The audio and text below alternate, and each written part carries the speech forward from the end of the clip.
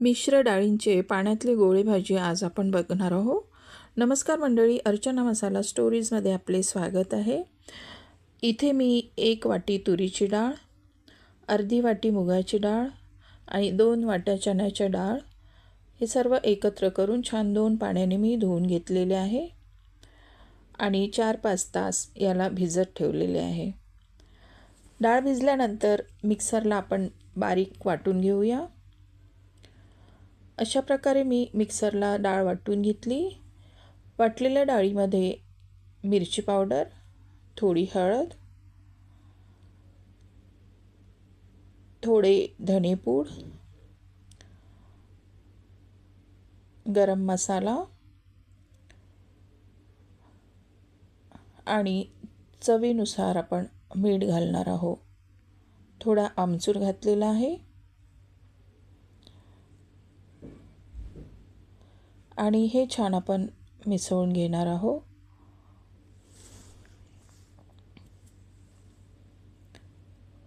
हे इथे डाळ आपली मिसळून झालेली आहे. आता मिक्सरला 1 मोठा कांदा मी बारीक करून घेतलेला आहे.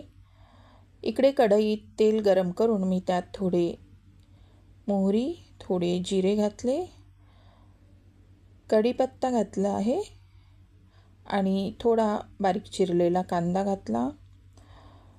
2 हिरव्या मिरच्या घातलेल्या आहेत, त्या मोठ्या चिरूनच घातल्या कारण आपल्याला भाजीतून काढता येतो. आणि छान मी याला परतून घेणार आहे. कांदा थोडा परतून झाला. आता त्यात कांदा बारीक केलेला त्याची पेस्ट टाकणार आहे आणि छान तेल सुटेपर्यंत परतून घेणार आहे.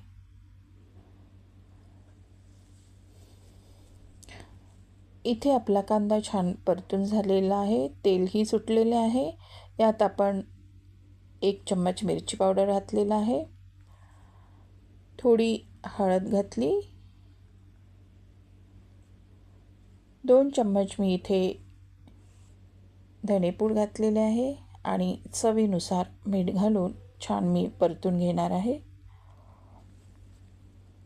तेलामध्ये मिरची पावडर छान परतून घ्यायची म्हणजे भाजीला छान चव येते. इथे आपले मिरची पावडर परतून झालेले आहे. यात मी बारीक केलेला टोमॅटोची पेस्ट घातली, तीही छान आपण परतून घेऊ. यालाही थोडं तेल सुटेपर्यंत आपण परतून घेणार आहोत. नंतर मी गरम केलेलं उकळतं पाणी मी यात फोडणीमध्ये घातलेले आहे. भाजीमध्ये नेहमी गरम पाणीच घालायचे, भाजीला छान चव येते आणि तेलही सुटते.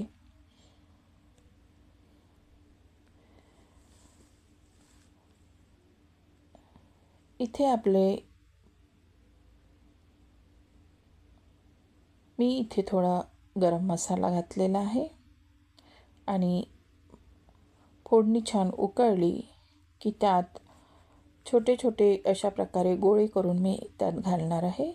पाणी उकळल्यानंतरच आपल्याला यात गोळे घालायचे आहे, नाहीतर फुटतात. अशा प्रकारे आपण छोटे छोटे असे थोडे चापट गोळे करून यात घालणार आहोत.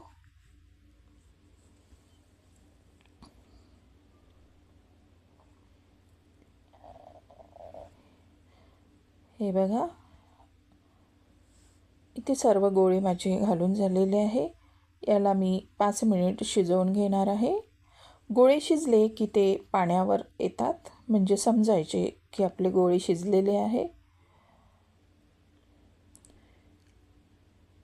हे बघा, छान असे सॉफ्ट आपले गोळे तयार झालेले आहे. ही भाजी भाकरीसोबत, भातासोबत, चपातीसोबत खूपच छान लागते. एकदा नक्की करून बघा, चवीला खूपच छान लागते.